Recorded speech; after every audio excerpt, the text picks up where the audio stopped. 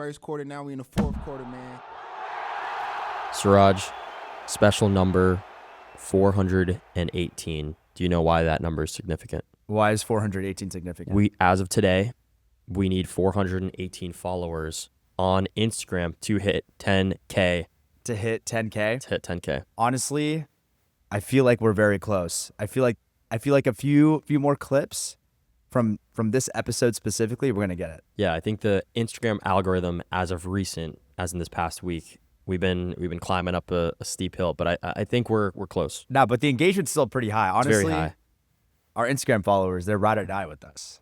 They vote on every poll. They be commenting whenever you have questions. DMing that we're us, asking. reposting on the story. DMing, reposting. I mean, they're doing all the stuff that we really appreciate. And once you hit that K, it's like, dang, like hard work did pay off. Hey, and we just getting started. Job but finished? today is a so. unique episode because we're trying something different. Siraj and I agreed upon this last night.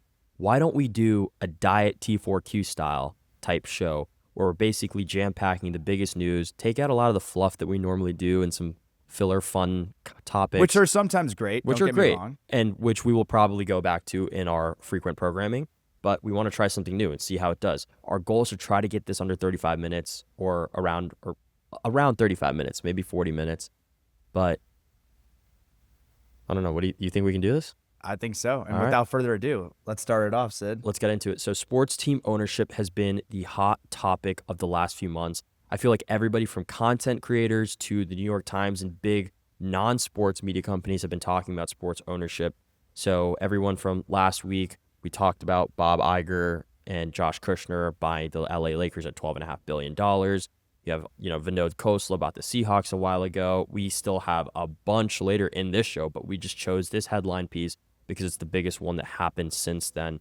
So now we have another blockbuster team ownership deal. Billionaire venture capitalist Marc Stad just bought a majority stake in the Minnesota Timberwolves and the WNBA's Lynx for a combined valuation of $4.5 billion. At a $4.5 billion valuation. Founder and managing partner, Marc Stad, for more context, is the founder and venture capital managing partner at a VC firm called Dragoneer Investments Group. They have $35 billion assets under management, and they have a crazy list of investments. We were just looking at this. But they put a $2.8 billion check into OpenAI. They also have invested in their direct competitor, Anthropic, which I didn't think that was a thing, but I guess people have and are able to invest in both. I mean, they're just so big now that you might as well park your checks into both companies. Sure. And, so they've, of course, OpenAI, Anthropic, they've invested in Datadog, Alibaba, Uber, Airbnb, DoorDash, Another one. and Spotify. And Stad is also a minority owner in the NHL's Seattle Kraken, and he has a very close relationship with Samantha Holloway, who leads that investor group and has been making moves in Seattle, which we've covered before. So how this breaks down, I'm going to break this down, then we're going to talk about this. So Marc Lore and Alex Rodriguez, the prolific businessmen, and A-Rod, the Hall of Fame MLB player, Also legend. prolific businessman as well. Also, that's why I had to say it. Yeah, prolific businessmen for both of them. They were previously majority owners for about 14 months. And Marc Lore is now decreasing his stake, and A-Rod is taking a bigger stake in the combined organization. So you have to know Marc Lore, though, for this deal to make sense. So Marc Lore is a serial e-commerce founder. He sold diapers.com to Walmart for $545 million. He then sold jet.com to Walmart for $3.3 billion. Or no, he sold diapers.com to Amazon, right? Did I say that? Yeah, I think you did. Okay, I thought I said Walmart for some reason. Okay, so he sold diapers.com to Amazon for $545 million. He sold jet.com to Walmart for $3.3 billion. And he is the founder and CEO of Wonder, which is worth $9 billion, and it's on the cusp of an IPO. And essentially why Lore sold is that he is trying to focus his time on preparing for an IPO and honestly trying to make this food tech startup really big. Wonder, if you don't know, is the food technology and delivery startup, fast casual delivery startup. They essentially have ghost kitchens parked up like across like major cities. So like there's literally a Wonder in almost like every 5 blocks in New York City. They also bought Grubhub too, so they have their own delivery service as well. So pretty big company, but it seems like he wants to push them to what everyone's real North Star of success for major businesses like this, which is going public. And so I think that does require a lot of time and energy. And owning a sports team while doing that, there's only a few people in the world who can do it. Okay, so he sold his a stake in his professional sports team for a full-time focus or more focus on his multi-billion-dollar company. He's just suffering from greatness at this point. Yeah, I know. It's pretty insane. Honestly, though, I feel like in his 14 months owning the team, they've done a great job. Just the Timberwolves have consistently been competing for. I would still consider them championship contenders because they've been able to go to the conference finals twice. Shout out Anthony Edwards, who's from Georgia. Yeah. I mean, and I will say is just absolutely hooping. They also got a good team around him with They're young. McDaniels, Mike Conley, who's like the vet on the team, Naz Reid, who just left now, but they still got Rudy Gobert, and now LaMelo's coming in. So they made some big moves. They went 2 years in a row going to the conference finals. And then this year, unfortunately, I feel like they were dealing with some injuries, so it was hard to get over and beat the Spurs. But I do think that like them as an ownership group has been great. And I know you're going to go into the details of why this transaction happened, specifically between Marc Stad and Marc Lore. But I think that they've essentially been super focused on making sure that they do it for the Timberwolves fans. They keep the team within Minnesota and make sure that they invest in the stadium, invest in the infrastructure, and build this into a full-blown competitive franchise versus like the Spurs and the Thunder and the West Coast. Yeah. So Marc Lore, the previous owner, or I guess he's still an owner, essentially what I'm saying is he's still a part of the ownership cap table. He hasn't left entirely. He's just decreasing his position to get some liquidity out of this. So the ownership percentages are not exactly public, but the NBA rules state that a controlling owner needs to own at least 15%. Right? And then against the public remarks, so Forbes most recently valued the Timberwolves at $3.6 billion and the Lynx at a little over $300 million. That's a combined $3.9 billion value.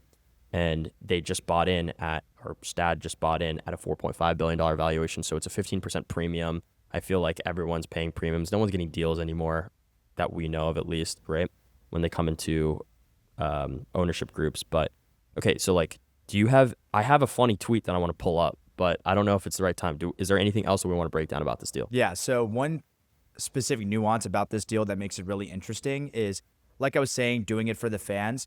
Marc Stad was actually, like you were saying, he's also a minority owner of the Timberwolves before this transaction even happened. So he's already on the cap table. He was one of the ones, part of the consortium, the Marc Lore, Alex Rodriguez consortium that bought the franchise from Glenn Taylor for $1.5 billion. Right. That started in 2021, I believe, closed a year and a half ago, right? About a year and a half ago. It was a battle to get this transaction to go through. So he was familiar with the ownership group. He was already in business with them. He was familiar with the team, and obviously wasn't the controlling owner, but had experience owning the franchise. So it's not someone net new coming in. Exactly. And the reason why they did that is because they want to make sure that they preserve a strong relationship with the fans, because there was concerns coming in that A-Rod and Marc Lore would potentially move the team out of Minnesota.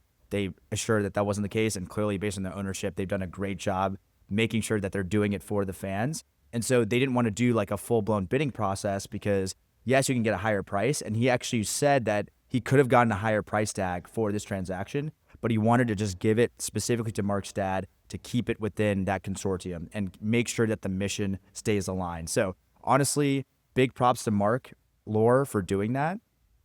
Super excited for Marc Stad to step into the mix. I feel like he's like, doesn't have that much of like a public presence. So like we're now going to start to know him and his wife, his family, because they're probably going to be very involved in the team as well. Yep. And then A-Rod, I think, is chairman still. Like he's going to be like basically the public-facing figure for the Timberwolves to begin with. Marc Stad, I think, purposely doesn't have a super high profile and public profile. His wife will be kind of mostly manning a lot of the relationships from that side with the team. And A-Rod, as you mentioned, is still going to be serving as, I believe, the governor and chairman or co-chairman of the team. But a funny tweet, producer probably going to have to pull this up. So Dan Primack, I believe is his name, is how you pronounce it, but he is a business writer on Axios.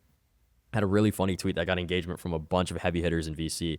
So it said, if you're a venture capitalist who doesn't own a sports team, if you're a venture capitalist who doesn't own a pro sports team, are you really a venture capitalist? And it's honestly kind of true. I mean, we had Josh Kushner owns Thrive Capital, just bought into the LA Lakers. Last week, a few weeks ago, you had Vinod Khosla, who just bought the Seattle Seahawks for $9 billion. Now we have Marc Stad, $35 billion assets under management for Dragoneer, and he is now the controlling owner for the Minnesota Timberwolves. So now we'll see what other prolific. Now you have to see, I guess, like you can go on Forbes and see the Midas list for VC, 30 under 30 or whoever, and you're like, start making bets. Yeah, they might actually be the next person up to buy a sports team. Yeah. And I feel like it's kind of the trend where you had, I feel like it was the industrials business men and women who were buying sports teams originally, right? And then it started evolved into like the private equity people, right? It was like the private equity class that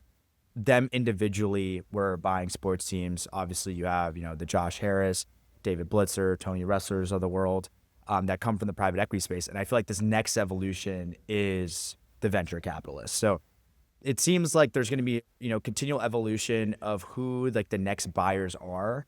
My guess is that the next ones are going to be the people that were running the foundation, like AI labs, like the top tier AI labs that were like maybe like fourth or, first 10 employees at like an OpenAI Anthropic. Obviously they might be like, detailed engineers or like people like mainly the product managers, the more public-facing figures, folks, maybe the business folks, early sales hires. Yes, and they exit, and then at some point in time, they're like, okay, you know what? I want to do something like a little bit more fun, and at the same time, it's a good investment to make. They might go into sports. Well, we've talked about that before. I don't think that's like a new idea or prediction that we've made that prediction. Like we've before, thought about that, yes. and like, but I feel like that's the natural trajectory. I feel like maybe there's like the reindustrialization of America. Those like and you have the like Andurils, the the Palantir, the defense folks that start Yeah. buying sports teams. I don't know. I feel like that's like the natural evolution of this whole process. Well, I'm waiting for Anduril or Palantir to be a sponsor on the NFL. I feel like that's like waiting to happen, right? I mean, once that happens, that is an Easter egg of who might buy a sports team. Sure. All right, producer Pablo, we're moving on to the fan favorite segment. So we had to move it up. New fund alert. Now we're on 2 straight weeks of new funds announced in the sports media and entertainment spaces. We actually had multiple. We're going to save one for next week to make sure that there's more information that we can build out. But for this week, we have Makers Fund, a gaming and interactive entertainment venture capital firm that just raised a $250 million fund for. So their total AUM now, assets under management, is now $1.5 billion. Their first fund was $180 million. And has already returned them 3.6x DPI. DPI is distributed to distributions to paid in capital, meaning they've been able to return that to their much actual cash going back to the LPs. Yeah, not just a paper markup on on how well they do on paper, but actually how much they've given back to LPs. So that's the top 1% venture fund performance in the past 10 years. Where most funds really haven't returned or generated much cash for their LPs. And their mandate is pretty interesting, but we've known this for a while because they've been a pretty prolific investor in the space. So globally, across stages, a broad view of interactive entertainment. So it's games plus consumer products, platforms, and services where entertainment is central and to the experience or where gamers need to be uniquely served. So it'll be exciting to see what they invest in. And now I think they've started with, gaming. Now they want to move towards more of the AI adjacent stuff, and some of their portfolio already has that. So they have a portfolio of 90 companies. Two of my favorite and two of the biggest ones probably are Dream Games, which is the studio behind Royal Kingdom. They were the first investor and the largest investor, and they had a huge exit, I believe a $5 billion exit to CVC and a few private equity investors. And then General Intuition, they spun out of Metal TV. Makers was in the seed round, and they ended up investing. General Intuition just ended up raising a $134 billion seed round.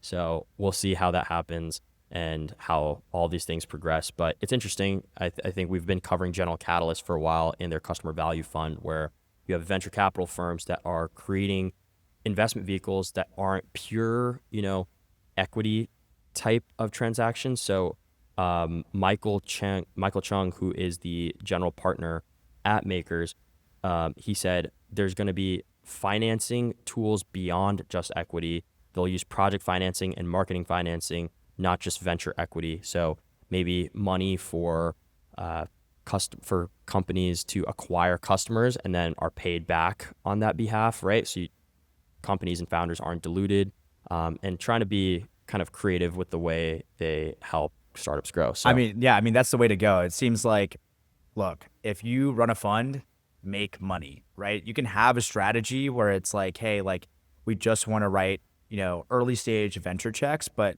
at the same time, like the game has changed. There's different strategies involved now. Like, do what you can to make the most money possible, and at the same time, do what you can to make sure that your portfolio companies get the financing that they need. Maybe they don't need equity. Maybe they just need project financing. Maybe they just need a preferred equity check from their investors. Make it happen. Yep.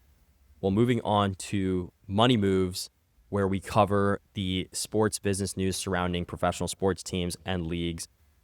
First up, we have one to start with, but first up, this one hits close to home, Suraj. Yes, this is a big one. This is a big one. We almost audibly gasped when we saw this hit our feed when it was announced. But this private equity firm just bought a 10% stake in the Atlanta Falcons, valuing them Hit the siren, at Pablo. $10.6 billion. So that's more than the Super Bowl winning Seattle Seahawks that just got bought by Vinod Khosla for $9 billion just a few weeks ago. And Arctos Partners, now owned by private equity giant KKR, just paid $1 billion for a 10% stake in the NFL's Atlanta Falcons, making the Falcons the fourth most valuable franchise in the NFL right now. While there isn't too many public valuations, that's what they're estimated to be at. So 10% is actually the max, according to NFL rules, that a private equity firm can hold in a singular team.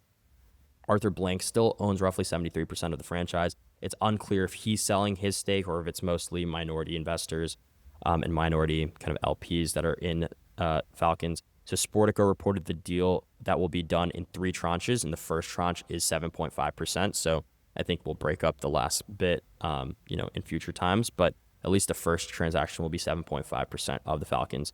So a couple interesting points here, right? Arctos Partners is one of, I believe, 6 private equity firms that is allowed to invest in the NFL, and they are the most active. They have 4 NFL teams they have a stake in. They have the Bills, Chargers, Browns, and now Falcons. Ares has the Dolphins, and Sixth Street owns a piece of the New England Patriots. So interesting to see the other firms that were allowed to invest still haven't made any major moves yet, but I'm sure we'll cover that soon. And yeah, $10.6 billion that the Falcons just got, the valuation that they just got priced at is behind the Giants, which is at $12 billion. The Rams is at $12.7 billion, and then Sportico's new valuations put the Cowboys at $15.5 billion, which is absolutely nuts. But any thoughts here? I mean, you have to have thoughts because this is the hometown team. I mean, look, we're from Atlanta. Been rooting for the Falcons our entire lives.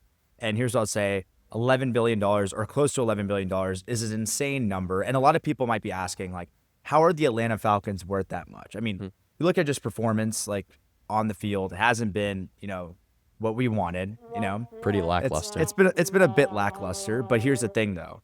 The ownership group is amazing. They do a lot for the city of Atlanta, and specifically through their stadium. Mercedes-Benz Stadium is one of, and by far, in my opinion, the best stadiums in the U.S. 100%. Across all different leagues. And the reason why is because they're able to monetize the stadium outside of just NFL games, right? They have major SEC battles between, I think, Georgia and Florida.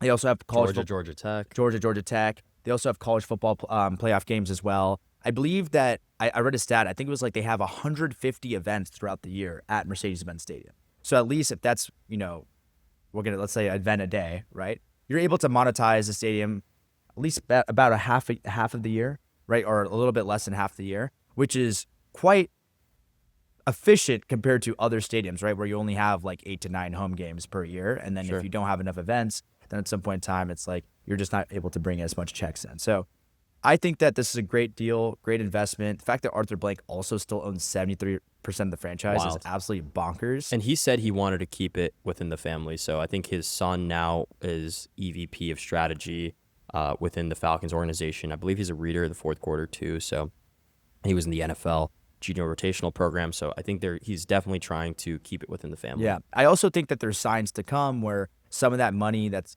used to liquidate that 10%, or let's say $1 billion check, could be used for additional projects around the Falcons, around Mercedes-Benz Stadium. So, I mean, that's something that we should keep a close eye on. 100%. Maybe it's just like liquidity, bring cash back into the family, but there could be other moves that are made with it.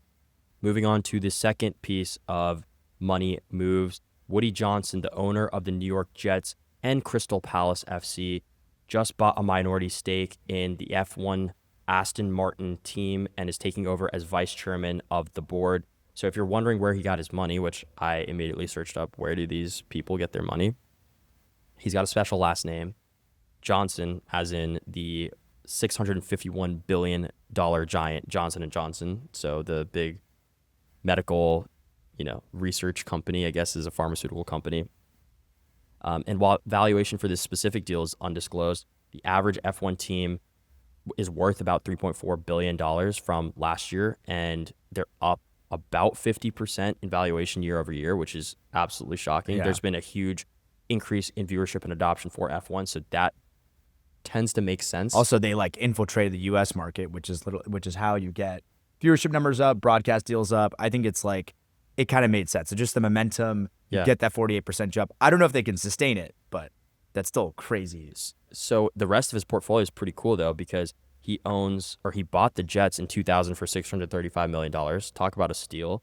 And then he agreed to pay $215 million for a 43% equity stake in Crystal Palace, which is currently ranked 16th in the English Premier League. So they ain't doing too well, but he still owns a piece of the top league. Still a historic franchise. Historic franchise, yeah. So he served as the U.S. ambassador to UK from 2017 to 2021. I understand why they might need ambassador to the UK, but I feel like they have really good relations. I don't know how prestigious it's very prestigious. It's still very prestigious. It is very prestigious, but still pretty good relations between the two countries, which is, I thought it was pretty interesting. And now he won't take over any day-to-day management. That will stay with the current executive chairman, Lawrence Stroll, which obviously we've grown to know of him because of Drive to Survive. Yeah. But and his son obviously races on the team. And while Stroll remains the executive chairman, he's also the controlling shareholder of AMR GP, which is the private equity company that owns and operates the F1 team. We can go into this separately. He has a very interesting background in fashion and how he made his money. But I think this is super fascinating because we're now seeing an American sports team owner and operator with political and commercial kind of ties in America now taking over or taking a significant ownership stake within a Formula One team as F1 is looking to expand in the U.S. A few weeks ago, and actually a few months ago, I believe F1 announced that they're trying to make Las Vegas a marquee race event. So they're trying to increase footprint in America. You want someone who's very tapped in politically and just on the business side. Just understands the business of sports in sense. the U.S. Yeah. 100%. Anything else you want to add to this? Nothing else. Yeah, I think that was pretty straightforward. Honestly, two pretty cool ones. This third one is pretty short, but I also thought we had to include this. So NFL Commissioner Roger Goodell went on German TV and said there will be multiple NFL teams, multiple as in plural, based outside of the United States in the coming future. And he said he has no doubts that this will happen one day. While there isn't a specific date, he did even float an idea of a Super Bowl that will be based out of the United States or outside of the United States in an international city. Stumbling over my words today, which I think is super interesting. We'll see. Obviously, there's so many other cities that need to have a Super Bowl here domestically. I don't think it's going to happen anytime soon, but Mexico City makes a bunch of sense because it's very close. Somewhere in Canada makes sense. I think Australia and Germany might be really cool one day, but we're still a little bit away from that. And the 2026 slate, as you've been seeing, the NFL has been exploring and expanding its footprint internationally. So they have a record 9 international games that are taking place this year. Week 10 will be in Germany between the Patriots and the Lions. So obviously German footprint and German fan base is very high already. And the NFL owners in May passed a resolution to allow an increase to 10 international games beyond the 2026 season. So this is just something that they want to keep doing and keep growing. Yeah, I mean, I think that the NFL has a profound international strategy. How can we basically deploy these games in like marquee cities across the world and at the same time build the culture around football? They're very famous and well known for building out like full week-long fan festivals going into the game. So a lot of fans are actually like even more diehard than it seems out there than even in the US, because it's a full-on spectacle, almost like it's a World Cup game that's happening on that day. Germany has obviously been a huge hot market for them. Actually, back when NFL used to have a European league, it was actually the German teams that were considered like the best, and also the fans were much more diehard for the sport. So I think that they're trying to identify what cities that they continue to expand to. When it comes to an actual franchise, I feel like London and either Berlin or Munich are like the layups here. I think you want one in Europe because I feel like that fan base can galvanize. And at the same time, there's not really any real competitive sports leagues. While there is a Mexican football league that's actually been getting a lot of traction from U.S. investors. So I think it's a little bit different there. But they are building the infrastructure. So maybe it's Mexico City, London, Berlin/Munich. And when we were doing our research, we also saw that Brazil was a potential option for where the next big hotspot is. It's number 2 by fandom. I actually think the infrastructure, though, of having a team there would be a little tough. It's tough because I don't even know the time difference, but it's a team based out of there traveling. Also, it depends. Like I would say, like Brazil is like not as like safe of a city in a sense, where it's like, I mean, objectively it isn't. Or like the cities like, but the Rio, fandom is like wild because they're used to prolific soccer teams, right? So like I feel like the fandom there just makes a bunch of sense, and they have to. I mean, if that is really a problem, they'll have to fix it. Yeah, but I do think Mexico City and then London and Germany are like the two cities that I mentioned in Germany, Berlin, Munich, make the most sense. Imagine like Brazilian teams playing against like a London team or a German team. They're just like in the air. But it's gonna be like, season. but it's gonna be like all their teams are gonna be like 99% American though. No, I don't think so. Yeah, they are. No, I don't think so. They don't have that much infrastructure to build like the pipeline to get drafted. I think that's the goal. Oh, 100%. But like I do think though, like if you do have an international team, it's mostly going to be Americans. And shout out to our friend Justin Pugh, who is the commissioner at the Italian Football League, right? So he's trying to build. He's also another active proponent of trying to expand the game outside of just the pure NFL. Because there is a ton of talent internationally, but they just aren't learning how to play the game at an early age, and they don't have the infrastructure around them like we do here in the U.S. Well, I think that's the NFL's goal, right? Maybe like 20, 30 years from now, sure. But I think if you were to start a London team in 5 years, it's going to be like 99% American. All right. Well, we'll see. Or 90%. We'll see who's right. Yeah, we'll see. All right. Moving on, it's Deal Team 6. Deal Team 6. We're covering the major M&A and investment headlines in sports this week. We're covering one. It's a big one because it's actually Taylor Swift's new husband, 3-time Super Bowl champion Travis Kelce, teamed up with the largest advertising agency in the world by revenue, Publicis Group, to launch TEKTA.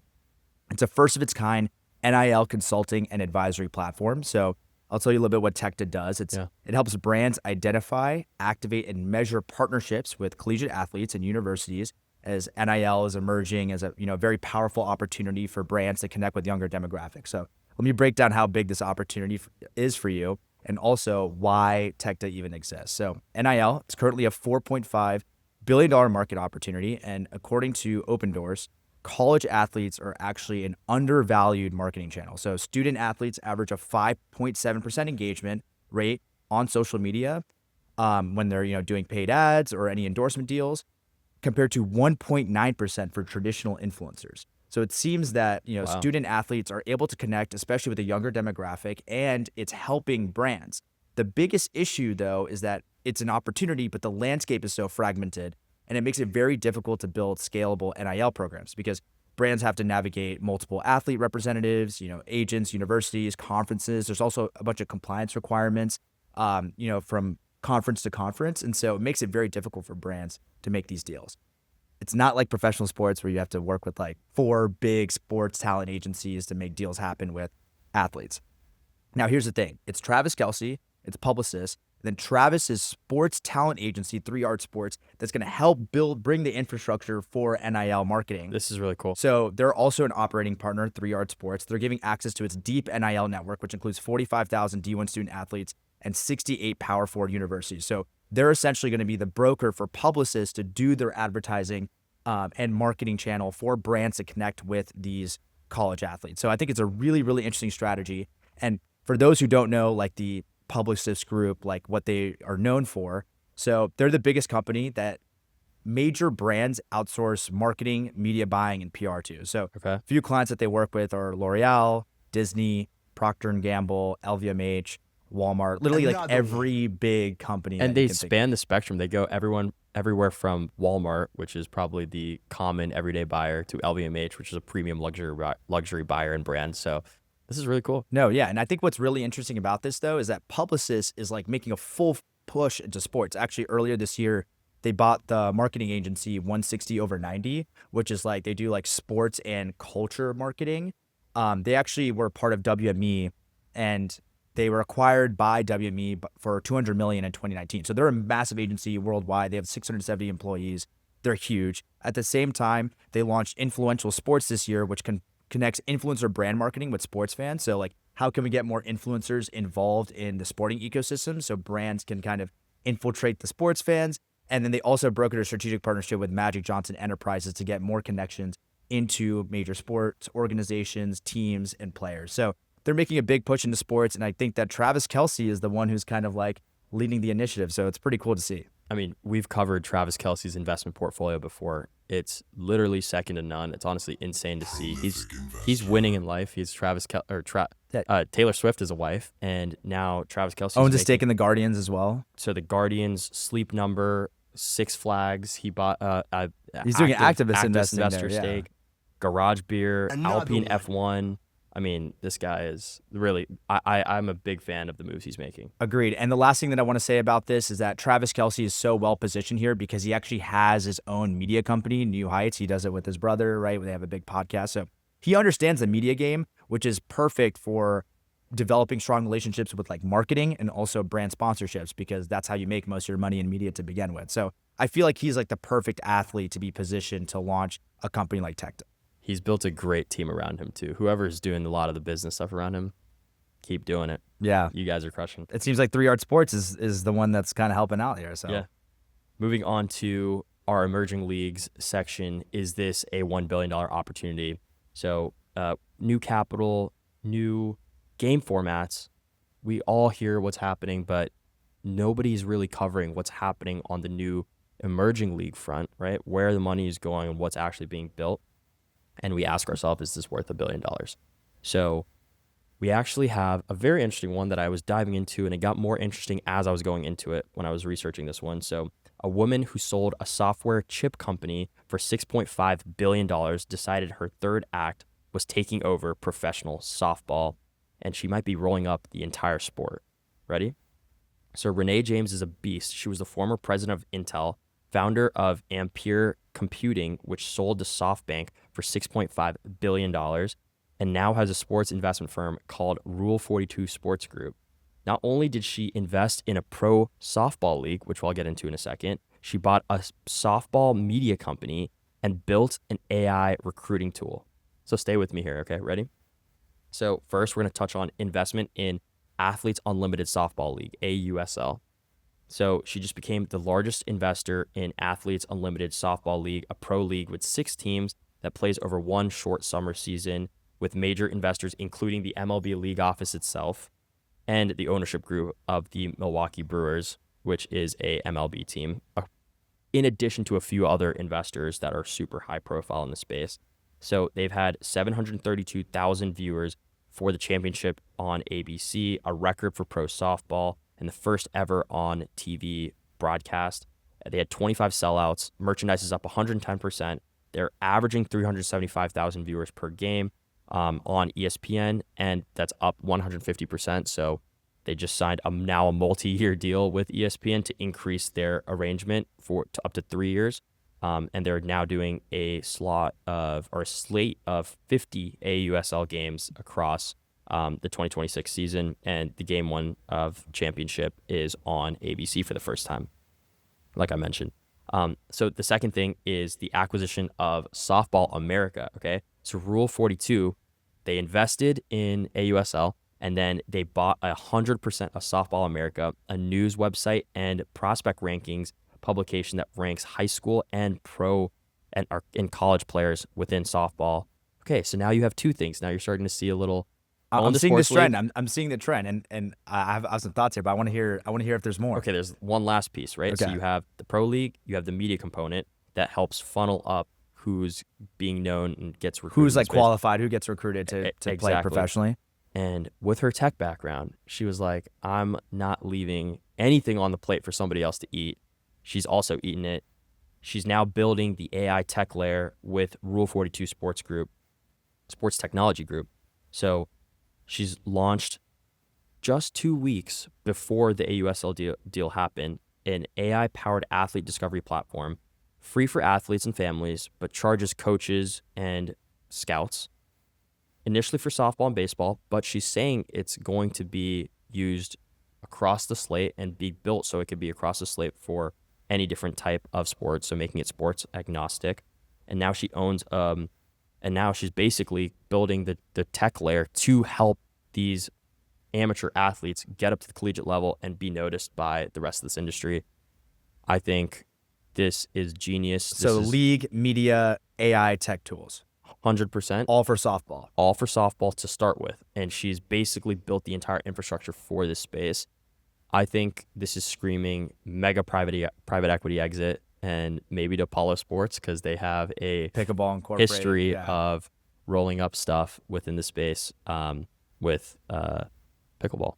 Yeah, so a few things that I got to say about this. One, this is a strat. It seems like if you want to really take over an emerging league, you can't just have the league. You have to have all the infrastructure around it. We saw this with Dundon Capital and Apollo Sports rolling up the pickleball space, right? They had a stake in Pickler. They have Major League Pickleball as well. At the same time, they have the media component around, ranking, and at the same time, the coverage around the sport as well. Once you have all of that ecosystem and infrastructure, the synergies are there, and also it makes it impossible for literally any other league to compete with you at a high level, right? So softball, the league, it seems like it's proven. The viewership is very much there. I think you could potentially see $1 billion exit because we saw Pickleball Incorporated that Apollo put in a $250 million or $225 million check at a $750 million valuation. So it's on track to potentially hit $1 billion in the next private equity round that they do, or a potential exit. So I think that this is a setup for that. I think it'll take a little bit longer of a time because pickleball has had its moment where like a bunch of people are very familiar with the sport, have seen the sport, have played the sport at least either.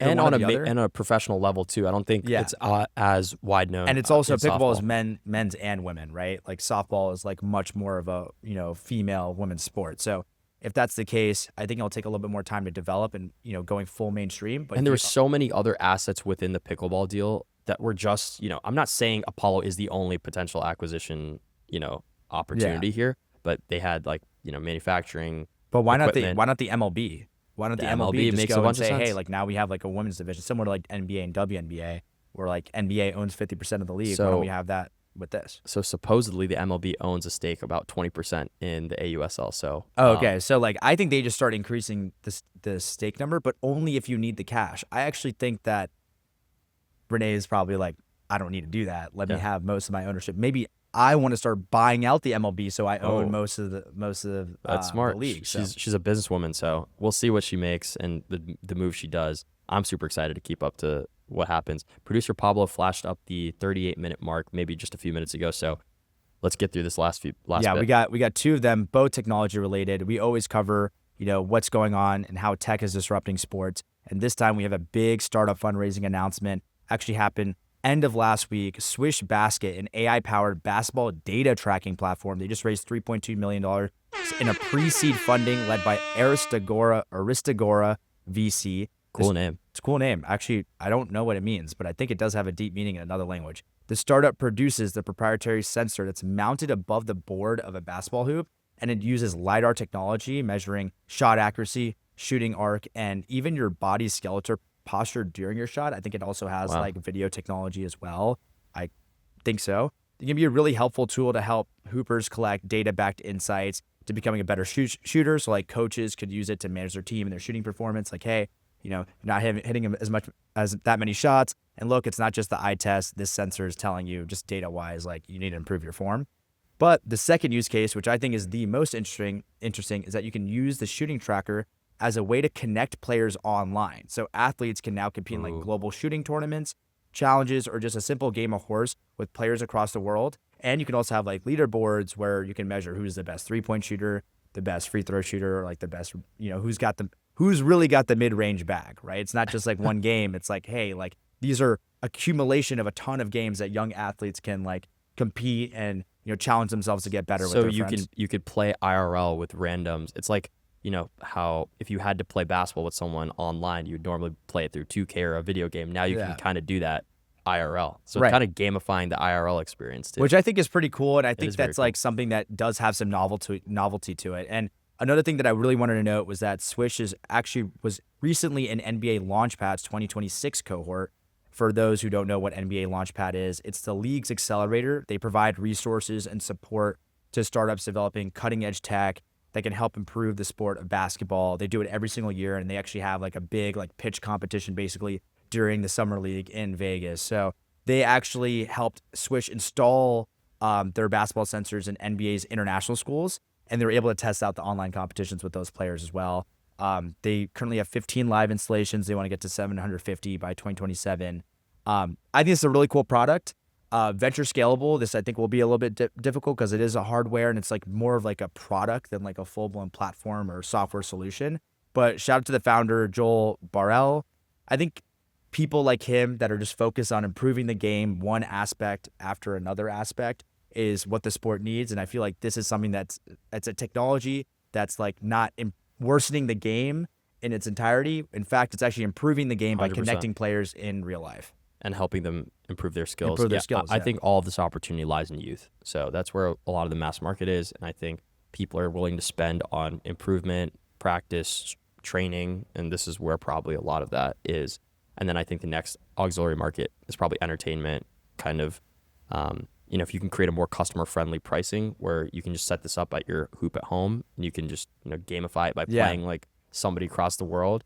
I think that would be really cool. And it's $2,000 a year, which I think right now is it's a little too probably expensive for just like throwing a up on kid my to, backyard hoop or backyard hoop. I think it's like meant to be in a gym, but it'd be cool if that was in a gym across all of America. Like I feel like people would download an app to just like go to the gym and like play horse with someone else. All right, take us home here. All right, it's AP Prediction Markets. This is the one spot that you need to go to demystify and learn everything about this space. We got an interesting one for you. Well, before we go in, who are we presented by? We're presented by Novig, the first ever national prediction market dedicated to the sports world, built around the sports trader. And this time, this is going to be a little bit of a shout out and also some insights in the space. We actually came across a really cool product that a friend of the show, Sahil Patel, recently Shout out, launched. Sahil. It's called Aldrin. I need wait, Pablo, rip that again. That was too many. That was too many. T4Q shout out. T4Q shout out. All right. So Aldrin, it's a competitive intelligence tool that prediction markets players and operators can use to keep track of what their competitors are doing in the space, right? Because it's gotten really, really like competition has been very aggressive. Actually, going to this football season, there's probably gonna be like 20 prediction market operators going in that can legally operate a prediction market in the U.S. While last year was really just Kalshi. So it's getting a little bit intense, obviously around the sports trading market, but you can actually track hiring, social media posts, what paid ads that other prediction markets are deploying via social media, product intel like UI, and where you place trades or deposit into your accounts. But what's really interesting is actually he posts a competitor, Aldrin and Sahil, our friend. They actually post a market report like once a week, and I actually want to go through the numbers because it's pretty interesting. So Pablo, I'll have you pull this up when the recording goes out. But looked at this past week, there's actually $1.5 billion of volume a day on prediction markets platforms. And the concentration's a bit high right now. Obviously, Kalshi was the first mover, so they have an 85% concentration. But we're starting to see a little bit more competition now. Polymarket US actually just launched their parlays component, which is now a pretty big component of their trading volume on a daily basis. Parlay is actually 12% of daily volume for Polymarket as well. Another interesting note is that Novig, our sponsor, but they've actually been crushing it recently. They launched their prediction market about 2.5 weeks ago. Nationwide. And they've actually already passed Rothera, which is Robinhood's prediction market platform, in daily trading volume. They are at $23 million on average for this past week. Rothera is at $18 million. Also, Crypto.com, sneaky, up 13% week over week when it comes to their trading volume. They're at $33 million. But what's really interesting to see is that Kalshi is now only exposed sports specifically. So parlays could be included, but we're just going to say just sports is 34%. So they've kind of made this statement online where it's like, or, made this PR move where we're not just sports and we want to diversify a little bit outside of sports. We talked about how they did clinical trials previously. They have, 5-minute crypto or 5-minute crypto markets, crypto perpetuals. So cryptos is now actually 20% of Kalshi's overall daily trading volume. But if you look at Polymarket US, it's 88%, Crypto.com 98%. For Novig, it's all sports. Rothera, it's 98%. ProfitX 86, CME 98. I mean, sports is the market for prediction markets. Sports and is so big. Makes it, always important for us to cover on a weekly basis what the updates are. But we're going to talk a little bit more about these reports, on a weekly basis. Try to integrate them more into our program. Yeah, I feel like these insights are really interesting. So shout out to Sahil for, coming up with this and building this product. We're rooting for you. Excited to see where this goes. Somehow we made a shorter slate of topics, but still managed to hit right around where we normally go when we have a lot more. I think we stayed a little too long, or we talked more. We said we have less topics, and then we ended up talking more about it. Yeah, which I still love anyway. But if you made it to this part of our show, we very much appreciate you. Make sure you leave a comment, subscribe if you haven't already. Just engage with us. Tell us how you're feeling, even if you liked it or you didn't like it. What topics we should cover. What we shouldn't cover. You let us know. Thank you for being here. We'll see you next week. We out.